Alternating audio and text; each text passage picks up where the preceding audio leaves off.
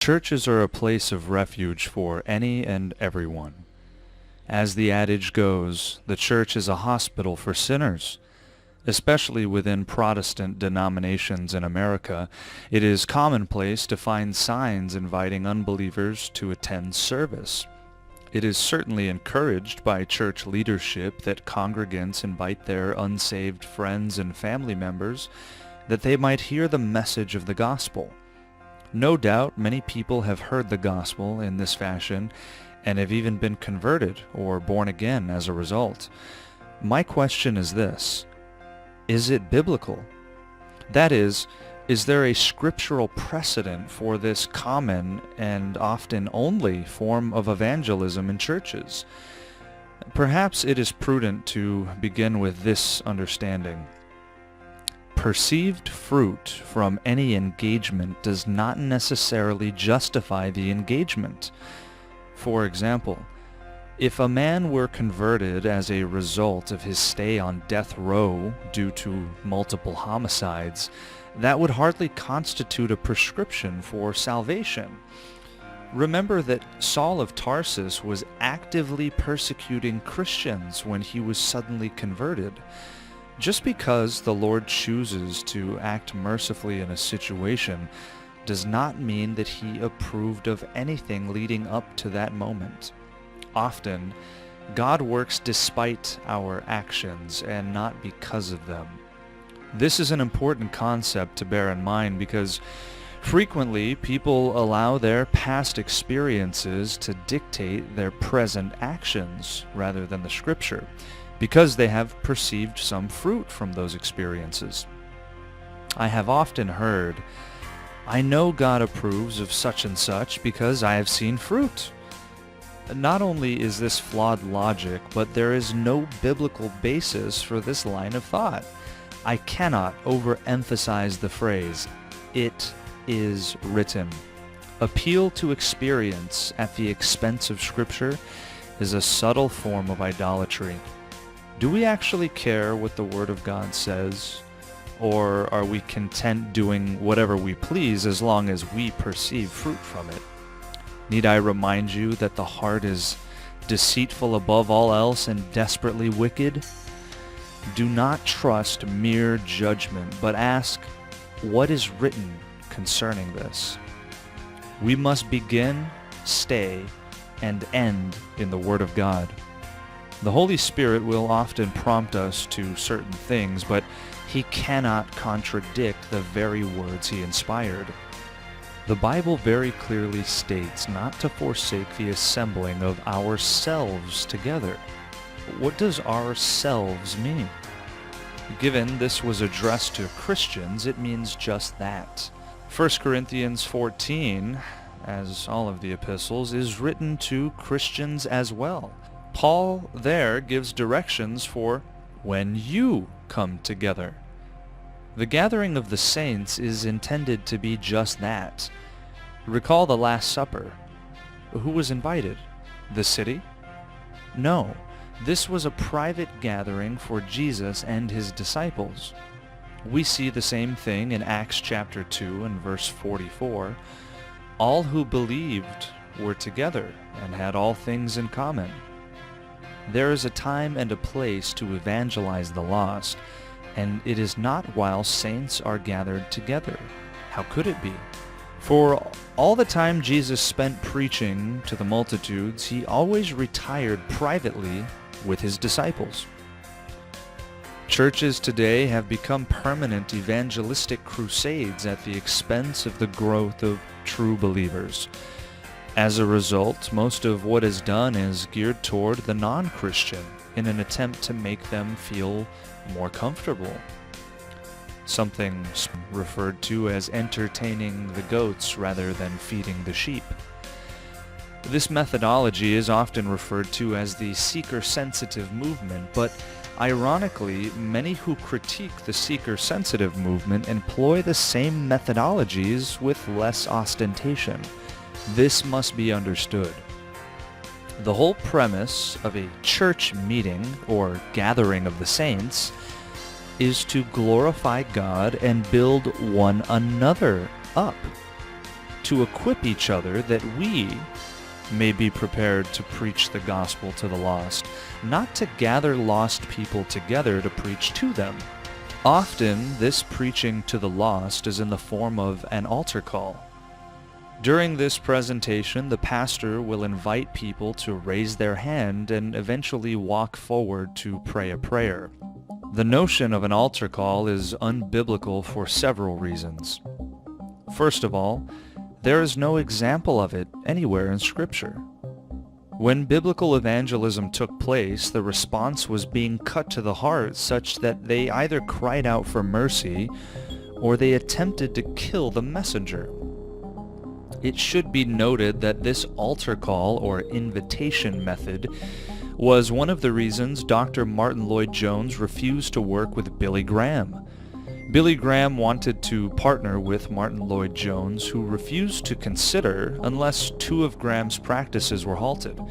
Those were, 1, sharing a platform with Catholics and liberals, which Graham did frequently, and 2, using the invitation method of evangelism, as did Charles Finney.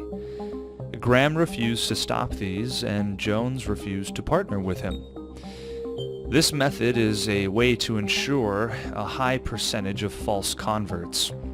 Billy Graham himself said that only about 25% who come forward at one of his events actually become Christians, though other studies suggest the number is closer to 6%. But the problem is not simply implementing an invitation, but using what is supposed to be a gathering of saints as a platform to preach to the lost. This is a fundamental misunderstanding of who the church is. This crusade method is more in line biblically in that the specific purpose is to proclaim the gospel to unbelievers in some open or neutral setting. The notion of raising hands and walking forward to pray a prayer, however, is not, but at least the purpose is clear.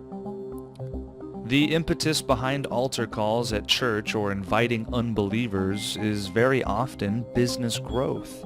It is a great way to acquire new clients and thereby grow their earthly kingdoms. Why did Paul go from city to city? He had no desire to become the emperor of a small kingdom, and even told the Corinthians that this line of thinking was carnal. Now, let me address the question you're all asking. If we don't invite them, how will they hear the gospel? Isn't it better for them to hear the gospel at church than not? Jesus loved and welcomed everyone. And what about that verse in 1 Corinthians chapter 14? The problem I have encountered consistently is that people ask the wrong questions. The question is not, what's wrong with it? But rather, what has God said? Not, how will they hear if not? But rather, what has God said? I rarely, and I must stress rarely, encounter people who actually care about and rely upon the Word of God. They carry Bibles with them, and even read them, and yet never apply the words. They rely upon tradition or their own mere understanding. So, how will the lost hear? By Christians going out into all the world and proclaiming the gospel, just as the Bible says. Remember, Jesus didn't invite the whole of Jerusalem to the Last Supper, did he? There is a time and a place for everything. So, let's go to the Word. We first see the preaching of John the Baptist in John chapter 3. He publicly proclaimed the coming of Jesus. Jesus likewise went out, calling the disciples from where they were, be it fishing in the sea or sitting at a tax booth. Jesus often taught people in the open square. He also frequented the temple, as that is where Jews tended to gather. Recall the words of Jesus in the Great Commission. He commanded that they go, not that they invite the world in. This is precisely the pattern we see in the book of Acts. In Acts chapter 2, we see Peter stand and publicly proclaim the gospel to the people. In chapter 8 and verse 26 we read, "Now an angel of the Lord spoke to Philip, saying, Arise and go toward the south." Verse 27, "So he arose and went." Verse 29, "The Spirit said to Philip, Go." Acts chapter 9 and verse 32, Peter went through all parts of the country.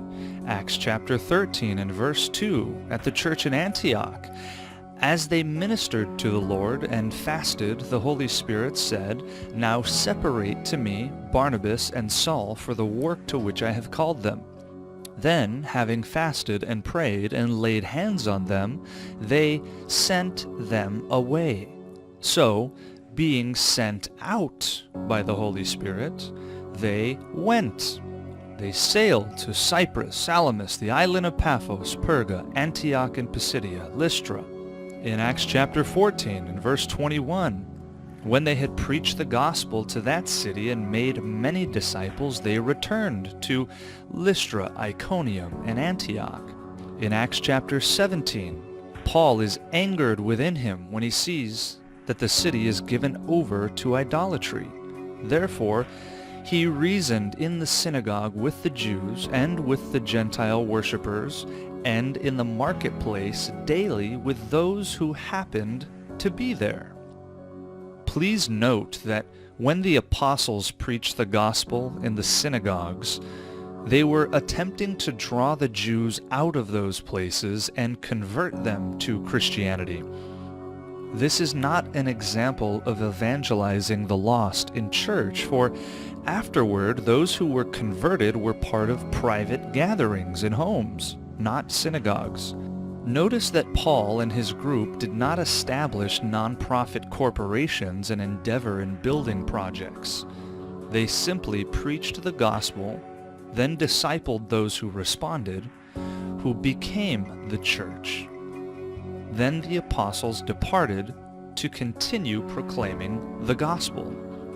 Now, we do have this verse in 1 Corinthians chapter 14 and verse 23 that says, Therefore, if the whole church comes together in one place, and all speak with tongues, and there come in those who are uninformed or unbelievers, will they not say that you are out of your mind?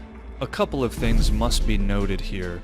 One, this is the only time the New Testament alludes to an unbeliever being at a church gathering. And two, it is hypothetical and clearly an exceptional hypothetical. This was not the norm, as evidenced by not only its hypothetical nature, but the rest of the New Testament. Paul here is reprimanding the propensity of the Corinthians to chaotically exercise gifts, namely tongues. This chaos would be off-putting to new believers and especially to an unbeliever if they witness this. This is in no way a prescription for evangelistic church services. This practice was not edifying to the firm believers and would not be edifying to new believers, and would be a disturbing first impression to anyone who happened to be an unbeliever. Listen carefully. I am a staunch proponent of preaching the gospel to unbelievers, precisely because Jesus commanded it.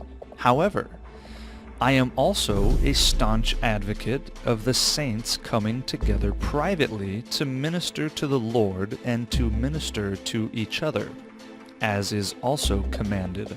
By definition, a church or gathering of the saints is comprised exclusively of Christians. Understand that the best way to grow a business is to constantly attract new clients.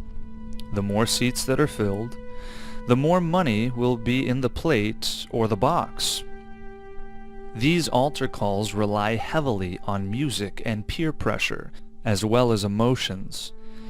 Ask yourself if you have ever witnessed an altar call without compelling music in the background.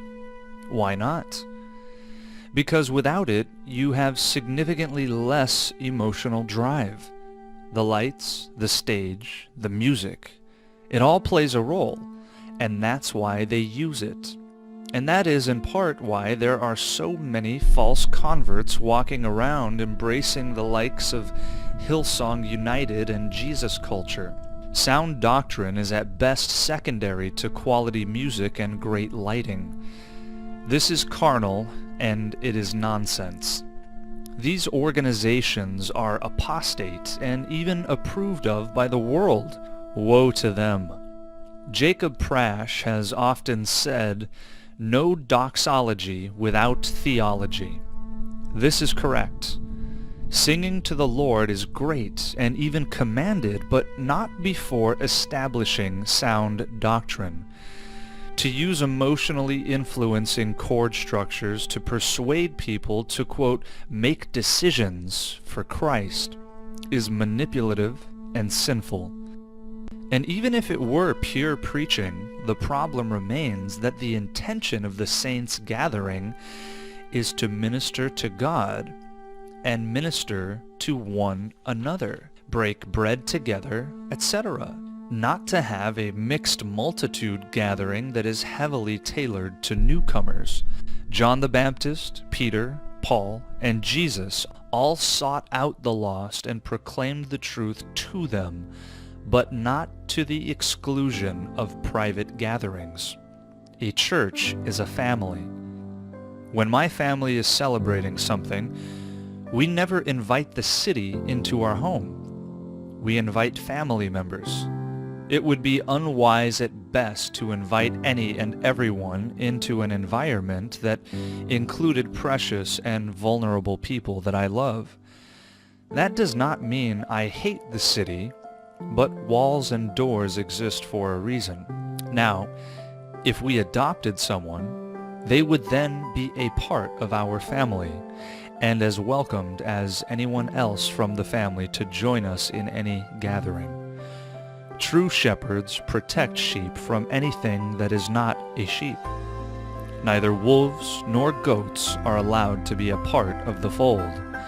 Would to God that men would rise up, throw their traditions to the wind, and return to the Word of God.